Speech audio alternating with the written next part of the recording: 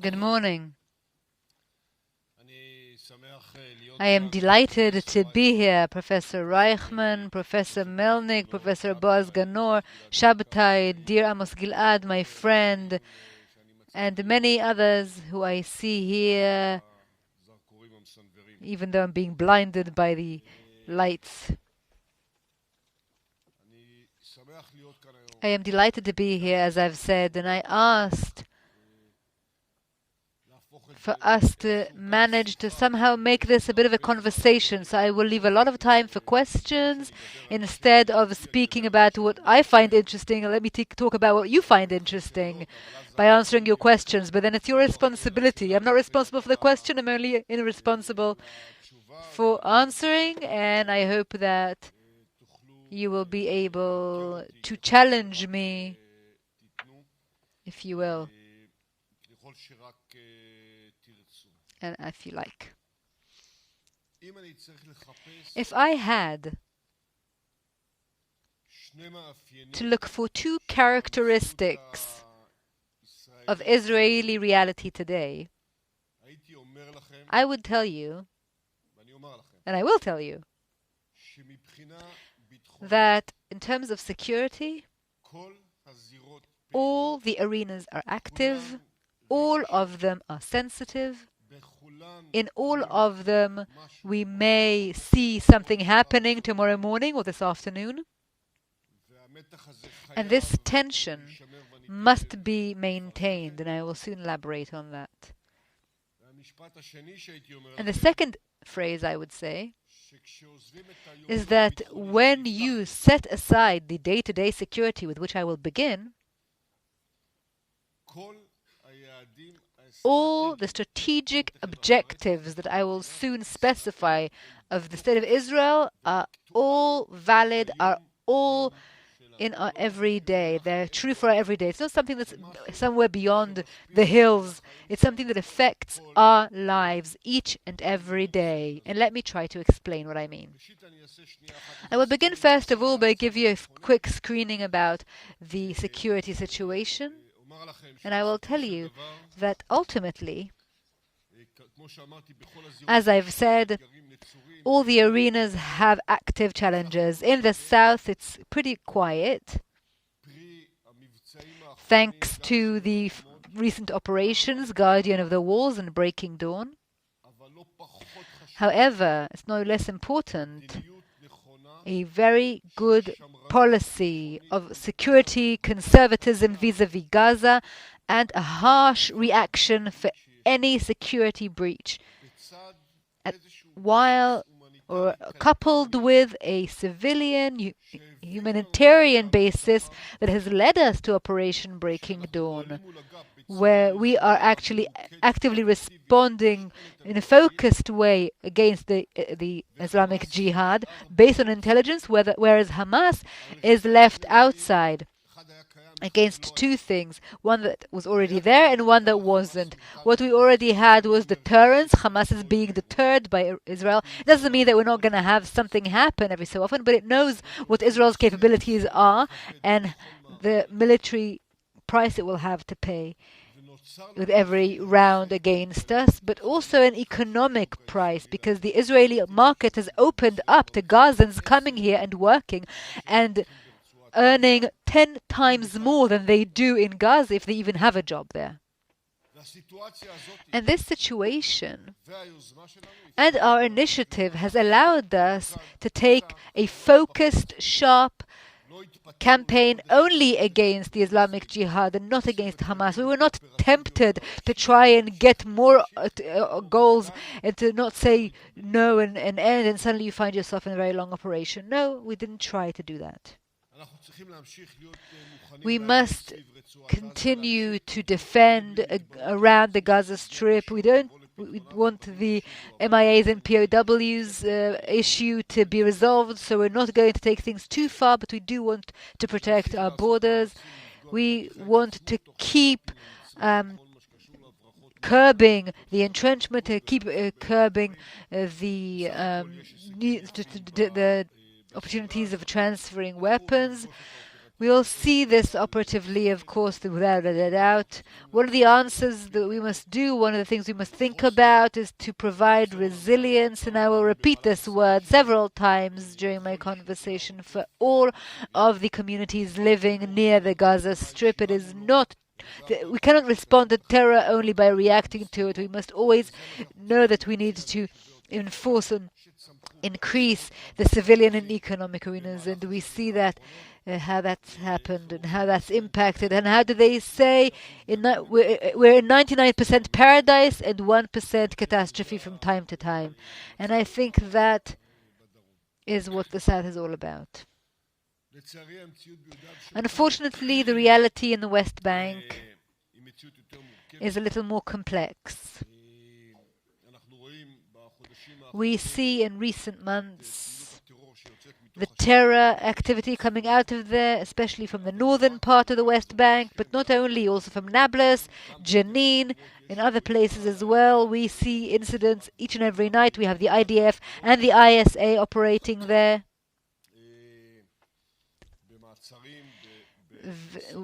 They make arrests, they thwart incidents, and unfortunately we also had the incident yesterday or the night before where Raz Falach was killed in the northern part of Samaria. And this is an opportunity to go back and to express our condolences to his family and to truly appreciate all that the IDF's soldiers and officers do in order to thwart terrorism. You know, to arrest a terrorist means that you go and knock on people's doors, and I'm not going to tell you what it's like an interrogation is like, but when you go into these places, it's always a challenge. And the IDF and its commanders are determined and persistent. They do it very well. We have to really appreciate them for that. Unfortunately, there are casualties. And Raz, who was a commander and who was the first to go in, he paid the price of being a commander. We will continue to do the IDF's job the way that it should be done. Of course, we'll have to inquire as to what happened there, and fighting is the way it is. You have to see what you do, but then keep doing it. When I look at the north, I can diagnose two emphases. First of all, we have to take action against Iranian entrenchment in Syria and other terrorist organizations. When I talk about strategic challenges, I will talk about that, and also the tension vis-a-vis Lebanon because of the rig. I believe that at the end of the day, there will be two rigs in the Eastern Mediterranean, the one on the Israeli side and another on the Lebanese side, assuming that the drilling there will bear fruit. And the question of whether there will be, the only question is whether there will be an escalation in between or not, because the end result will be the same. Israel is willing to get to that outcome and to reach an agreement with the Lebanese that will serve both countries economically and energetically, that it will allow stability when it comes to the EEZ and around the whole energy affair. And we have very great strategic clarity. We are willing to reach an arrangement. We are working with our American mediator. We will protect and defend our rigs in any case. They will produce when they're ready to produce. It's a process. It takes time. We need to build it. We need to drill. We need to have inverted flow and it announced to the stock exchange. There are no secrets there, and we hope the Lebanese will also be wise enough to do the same. If Nasrallah wants to harm us and to stop this process, but the price paid will be by Lebanon. He's welcome to do so if he wants to, but I hope for them that he won't. We are willing to progress, and we are determined to protect our assets.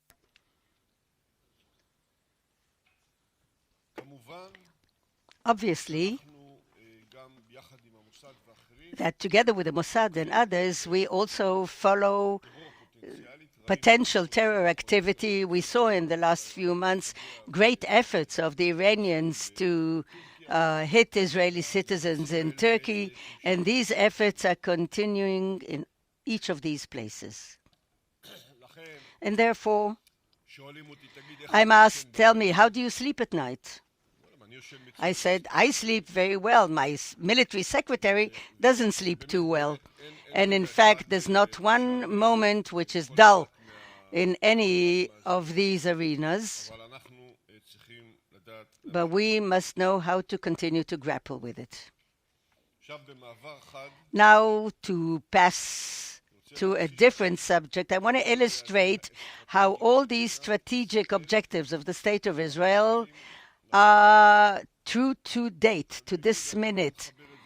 If you connect it to a lecture about countering terrorism, it's also part of it. I'm already a politician for quite a few years, and I learned that I should speak about what I want and not what I'm asked. But beyond that, I really, sincerely, I find a real connection between all these subjects. And beyond the daily security challenges that we have, and beyond the operative challenges that which are very significant, fighting against Hezbollah and Hamas and terror organizations, it's not a hike in the park. It's going to be difficult. I don't want anybody to think that I'm underestimating anything. I don't think that it's an existential danger to the State of Israel. We are stronger than them, and if we have to go to war, we will do it the way we should do it. And methodological, I'm putting it aside, and I'm trying to go above the height of the operative challenges. And I want to tell you really what the strategic struggles are. There are 6 of them. The 3 external ones, of course, is the strategic competition with Iran, arranging our relationship with the Palestinians and maintaining the backing of the international arena that we should get. The 3 inner challenges have to do with the economic development of Israel, especially in the Negev and the Galil, enhancing the governance and fighting the criminal organizations in order to maintain democracy in Israel and increasing the resilience of the internal Israeli society. These are the 6 things. Either we do them or we're going to get stuck. And now let me elaborate in 2-3 minutes on each of these. Iran, I said it, I am more and more convinced that this is true, is a world challenge, a regional challenge, and also a threat to the State of Israel. And we shouldn't forget the Iranian threat in the international arena, because they invest in Venezuela, West Sahara, in Algiers, of course, in the Middle East, in every place. We see their contact with the Russians now and their impact on what's happening in Ukraine actively, volatilely. And when you talk to people in the area, and now there's a conference of chief of staffs, first of its kind in Israel, a wonderful initiative of the chief of staff, who's brought people from all over the world to talk about operative innovation and also to look at the challenges of the State of Israel as a very good initiative where all the chief of staffs are coming here. You heard Eyal just now and the head of the Mossad. It's a shame for me to hit you again and tell you how Iran is bad, it's advancing towards nuclear, dangerous and whatever. But at the end of the day, what are the Iranians interested in? In order to maintain the regime from inside, they must create instability from the outside. And they're doing it through their proxies all over the Middle East, who might attack Israel one day, who attack Saudi Arabia, for example, and scores of incidents simultaneously, and they create a strategic security curtain of instability in the Middle East. What are the things that should happen in the Middle East? If there's a high security, it brings about stability. If there's security and stability, it brings about economic flourishing and social mobility. All these are against the interest of Iran in the area. And therefore, they will continue to dig all the time. And it's true that now when there'll be a deal, an agreement, it will come to $250 billion, and what they do with the $1 billion, they are going to do double than what they do now, because they'll have double the money. This is the reality as it is. And therefore, we must continue to compete with them. A very serious state, a rich culture. We have no problem with the Iranian people. We have a problem with the regime. Technological, listen to this. The Russians are buying technology from Iran and they exert it and operate it in the Ukraine. Not to underestimate it. Capabilities of missiles and drones, very high level.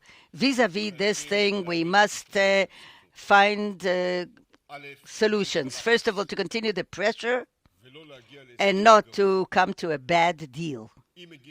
If we come to a deal, it should be, as the Americans said, longer, stronger, and broader.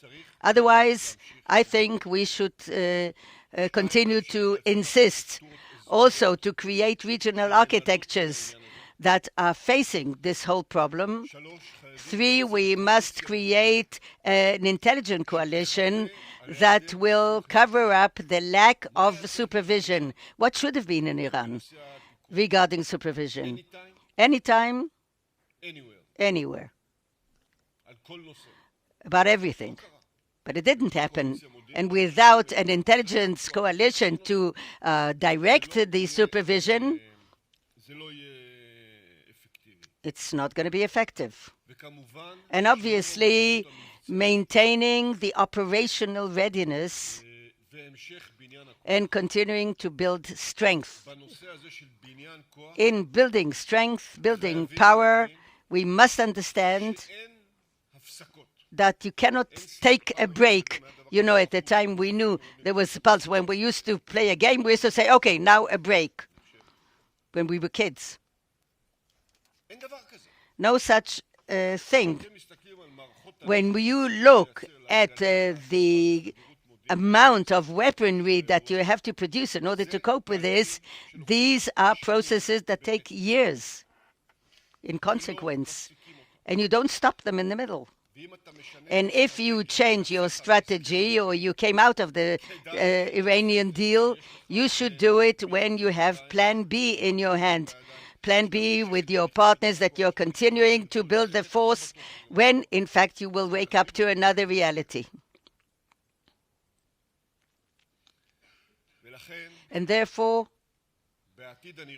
in the foreseeable future and in face of the nature of the regime, there's no other choice but to continue strategically competing with Iran. We, as a state, which is the only one in the world that somebody calls to annihilate it, is us, and we should take it seriously. And obviously, in cooperation with all the states in the region. You know, now that we moved to CETCOM, was no less than dramatic. No less than dramatic. When I was the chief of staff, the commander of CETCOM, General Mitis, landed here, and we admired him because he was in uniform. Today we're talking about day-to-day business. There it was a novelty. And that, of course, we must continue and to strengthen as much as possible. Israel is not a party to the agreement which is happening or not happening.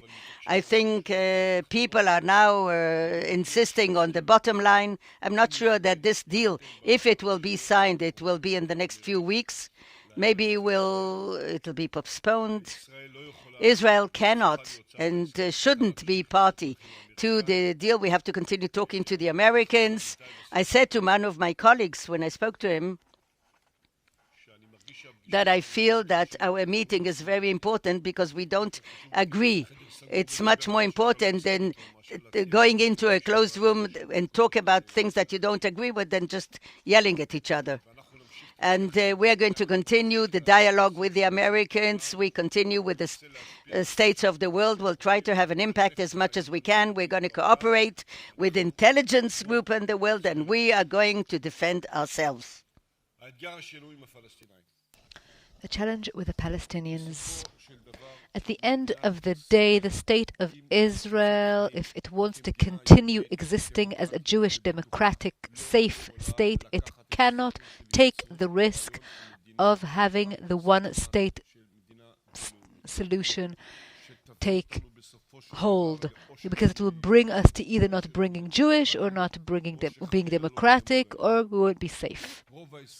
Most Israelis don't want to control the Palestinians. All Israelis are unwilling to take a security risk, to have a terrorism supporting entity right next to us that will control some areas of Israel. I told Abu Mazen in my conversations with him that I had a dream that he wouldn't be here.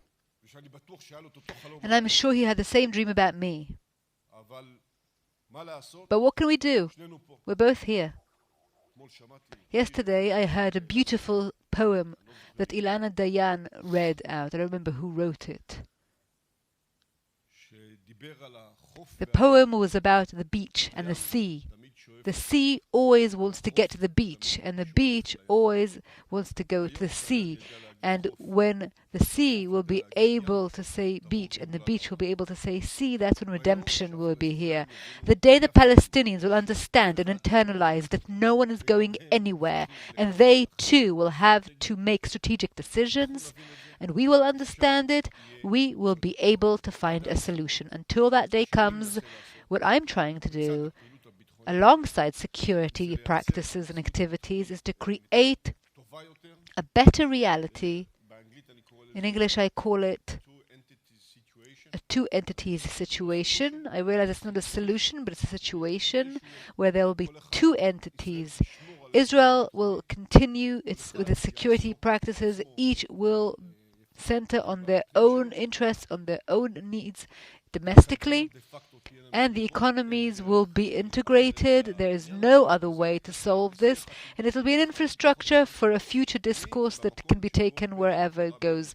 I am at the place where Begin and Rabin meet. One called it a state minus, one called it an entity, but either way, the idea is that no one is going anywhere, not us and not them. I spoke to Amos beforehand. I reviewed the Palestinian horizon with him. I couldn't find a more moderate person who will come in future. If it'll be anyone in future, it won't be someone more moderate, it'll be someone more radical. We're not going to find anything else. Who's going to come? Hamas, Islamic Jihad, the Fatah? Are we going to have anyone else to talk to? So it's not as if I see a peace process tomorrow morning. I don't. But the need to keep a strategic political window open while also creating a safer, more prosperous economic, civilian fabric of life, and also to maintain security. Because look, we had an incident just now. For the last 40 years, I have been engaging in security. You can't say to me, come on, look, I don't want to make this a political lecture. But you know those who have not spent a day in the army but think they understand so much about security. So you can't lecture me about this. I am completely in it. I have been part of it. It's impacted me, and it has to be the basis for everything. But it's not the only thing. There are other aspects we must consider as well. The third aspect is international support. It's connected to the first two. We have to continue strengthening our relations with the world, with the United States, with Europe, with the UN, using diplomacy, dialogue, clarifications, and it has to do with the first two, but it's not the only connected to them. Israel truly is a strong country, but it's also in the right. It is correct. I don't think we're not. I don't think we're incorrect. And I think we must insist on our public diplomacy. And this General Chiefs of Staff conference is very important because we want them to see it firsthand. It's very important to have this conference here. And another thing is, of course, our relations with the Jews in the world, the Jewish diaspora. They are disappearing. There are 1.5 million Jews, and the numbers are going. I think it's only going up in Berlin. And instead of Israel as the nation state of the Jewish people, we have to be in complete contact, constant contact with the Jewish people around the world. And the American Jews are the largest population of Jews outside of Israel, and we should address reforms, Orthodox, conservative, all of them. And I think the Western Wall should be open to them all. It's large enough for everyone. In our Zionist essence, we must never ever give up on our relations with the Jewish diaspora. When we look from within Israel, we have to make governance and reinforcement law and law enforcement better. What we saw in Guardian of the Walls, in the mixed cities, is a challenge and a threat to all Israelis. It's not just Baka el-Garbiya's problem or Fahim's problem. First of all, they are Israeli citizens of equal rights. They are eligible for all security and all safety, and that obviously has projects onto all of Israeli society, and we must fight this. We must ensure law enforcement and rule of law in all of these areas, and governance, from large operations of an Israeli guard that will have our back in emergencies until everyday policing, fighting crime, and developing infrastructure in Arab society, improving education, improving their ability, and making them an integral part of Israeli society where crime is not an accepted norm. I think most Arab Israeli citizens are good citizens and they want to live here normally. They care about education, they care about their own financial success. My own GP, who treats me and my children and my wife, is an Arab physician from Kfar Qasim, and I ask him and I see what he cares about. His daughters are successful, they study medicine, and he doesn't care about the bigger story. I'm sure he has his own political views, but he wants to live a normal life, and most citizens feel the same way, and we must give them that. And I think that is very important. And then take that and add it to the development of the Negev and Galilee. If you have a conference in the south, you will hear that people can't travel in the south after 11 p.m. They're too afraid. And that's just not right. It's their reality. And by the way, they are also Israeli citizens. They also should be addressed and given solutions. And this combination between developing Israel's economy while also developing the southern part of the Negev and the northern part, the Galilee, and while also making law enforcement and governance stronger, that is the key to our future. And the final point is Israel's resilience, Israeli society's resilience. We politicians are responsible for that, and I think that Netanyahu has a great guilt here. He's to blame in that respect. He took the gaps and rifts in Israeli society and deepened them in order to succeed politically. I understand the political idea behind that, but I cannot accept how it works with Zionism. It doesn't go hand in hand with Zionism, and leaders have a responsibility alongside their desire to maintain their political base. I'm not as naive as you might think. It's to do that, to address that. When I look at the ultra-Orthodox, don't I want them to learn core studies? Of course I do. I want to incentivize that. I want to help them. I want to give them all an opportunity. There are 10-12% of our population, and they're so intellectual. We just need to give them the tools to learn their way, on their right time, to develop it and to budget it. Everyone will be equal. But if you did more, you got more. If you learned more, you got more. You didn't do it, you won't get. It's very simple. There's no reason to argue. We just need to talk. Now, what connects us? When we have missiles launched at us, that's when we're united. So that's the idea, that's the solution. Do we want war to happen so that we can be united? Maybe we should be united so we won't have war. Because if Israel is more united, it's more strong, it's more resilient, and then it's harder to threaten us. And that's why we need to address that. I'm sorry if I spoke too long, but I really do think that from a bird's eye view, the problem of fighting units, what happened to Bar Falach of blessed memory, happened to me as a commander, as a battalion commander in the same situation. The same thing happened to me 5 times. So we have to go on. It's going to keep going from one generation to the next. My parents thought that when I'll grow up, there'll be no military. That was this naive kind of thought by the generation after the Holocaust. I don't have grandchildren yet, but I have a grand dog. A dog who's my grandchild. It's the closest I have to a grandchild. But when I do have grandchildren, I know that they'll be soldiers. What can we do? We're living in the Middle East. Moses started. He wanted to go to Canada, but God understood Canaan instead of Canada, and that's it. It's not going to change. But we cannot just keep going on and on. The last thing that we need to say, and I had to ask myself whether it's a strategic objective, but it's certainly true for the current political reality, is government stability. We cannot allow ourselves to have yet another campaign. Under any scenario did I ever imagine that we would have 5 election campaigns in 4 years, but that's the reality. We must find ways to increase stability in Israel, and we will try to do that wherever we can. So I have packaged for you security problems, operative, ongoing issues. They always were and there always will be.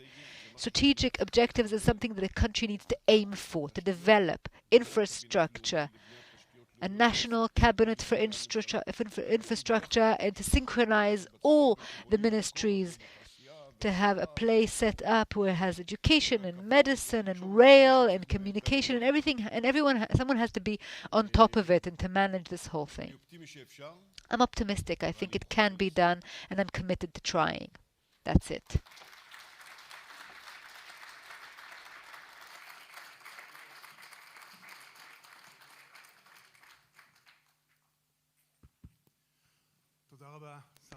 Thank you very much, Minister of Defense, for this concluding address. We began this conference 5 days ago with someone else's address, the American ambassador to Israel.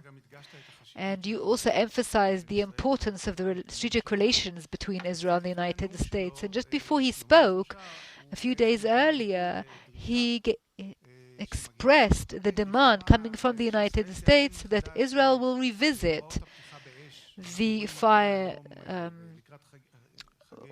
orders before it opens fire. So should there be such a discussion? And if not, how can we maintain our strategic relations with the United States? Thank you. I think the dialogue with the United States is always important. Yes. We should revisit the orders of opening fire because it's happening all the time.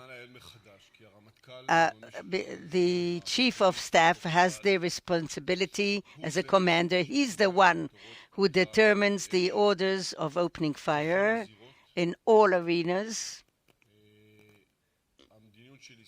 The policy of Israel is rather simple. We make all the efforts possible to reduce the number of non-involved people, but we are morally and professionally committed to give our combatants the capability to fulfill their mission and to defend them Of course, anytime they take upon themselves a certain extent of danger, that's okay.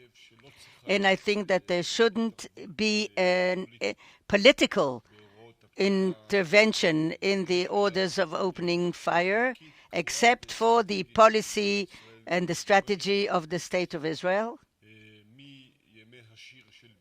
From the War of Liberation until today. And wherever there are deviations, then of course people will have to give explanations. In most cases, I think that we do act according to this rule. Obviously, this was because of the very sad, tragic event of the journalist Abu Akal. And we investigated the event as from the forensic, technological point of view. It said exactly what happened there. And there were more than 300 cases of journalists who were hit by American forces all over the world. There was never interrogation opened. Somebody has to manage this. How do we do this? Who's the moderator? Hello, Mr. Justice Shabtai, please. Minister of Defense, I'm listening to you. And I see in my mind not just a Minister of Defense, but someone who in such a situation may and wants to be a Prime Minister of Israel.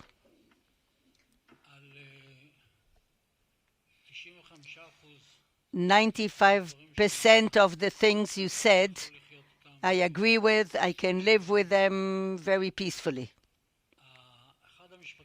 One of the last sentences you said is a problem for me. The statement that we and our children and grandchildren will continue to serve in the army. And in general, it means, or it says to me, that the vision that you present to us is that we will live on our swords forever. And I feel very difficult to live with this. So, thank you.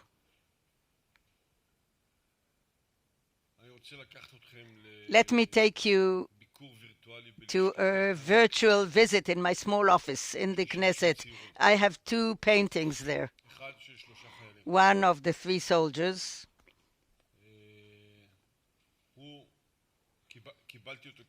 I got it. They thought I was in the middle, that I was the soldier. I used to smoke, so you see there a soldier with a helmet and a cigarette, but the weapons are behind. Like these are people from 48. I said to them, how do you think it's me? I wasn't born yet. But I took this painting because I think it symbolizes the constant need to maintain our security and defense.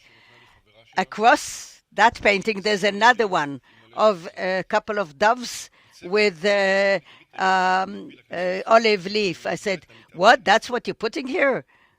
I said, this is the reality.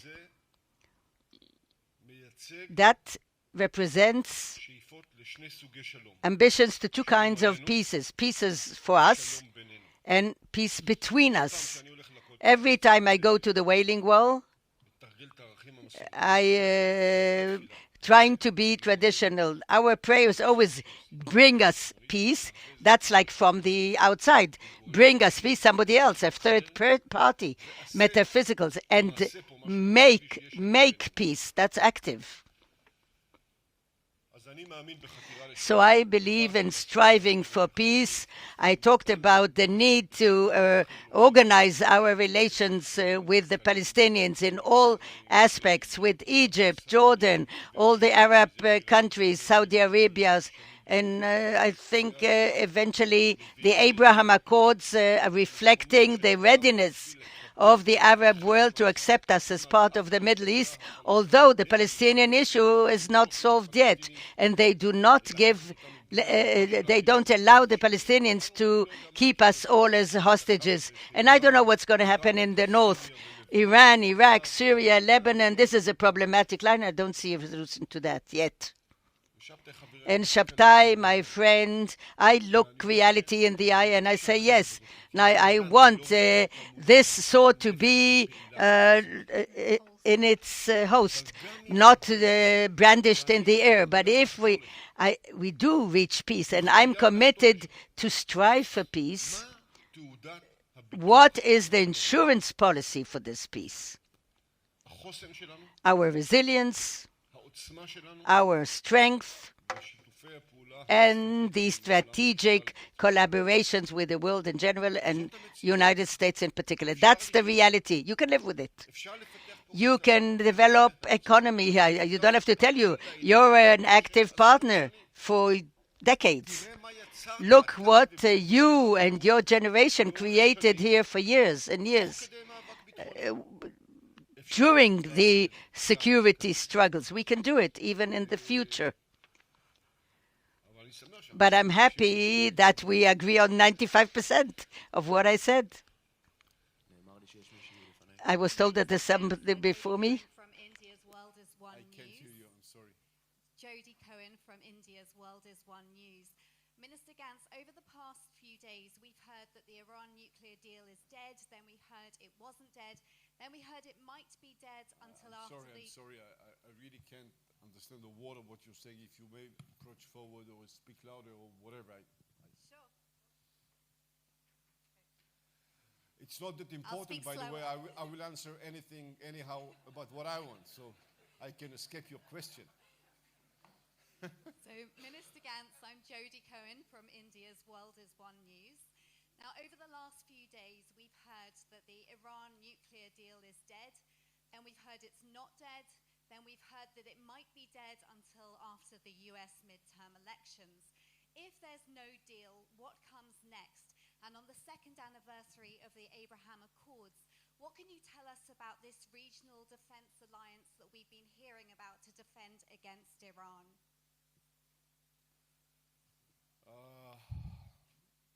Thank you. Indeed, the Iran deal seems like it is in the ER room. דבר עברית. And I think the pressure should be continued. And if there is a deal, it should be a better deal. If it is a deal just for sake of a deal, we are signing to face a more challenging future ahead of us, and we need to know it. So I don't know. Maybe it will be. There's a period maybe after the elections. We'll see how it goes. The regional architecture is being advanced very well under the leadership of CENTCOM.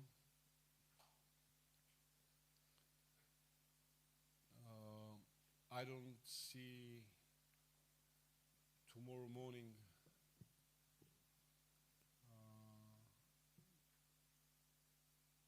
any tight offensive operation or whatever of that kind. However, this structure is very important.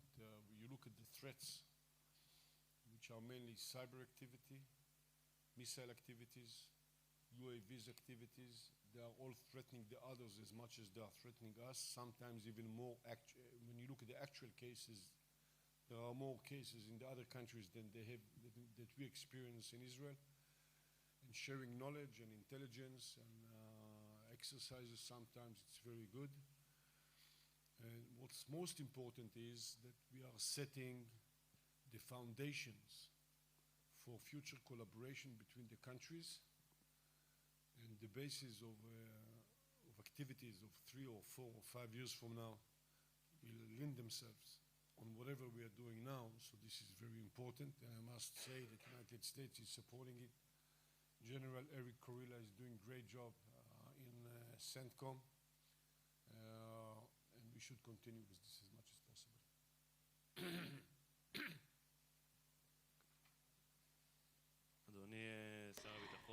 Mr. Defense Minister, I'm interested to know how and if the State of Israel acts for Gaza women who live in Israel and educate their children to act in terrorism. I don't know what you mean by Gaza women who are in Israel and educate. I know that among the Bedouin community, there are marriages that cross borders, less than from Gaza, I think from other places in the Middle East. And I think we have to continue to grapple with this issue, also on the level of education and infrastructure, social services, also security. And we have to create a sequence of settlement in the south of Hebron. And that's why we settled a few army bases in the Negev, because otherwise what's happening there endangers the security of the State of Israel. Thank you very much, everybody.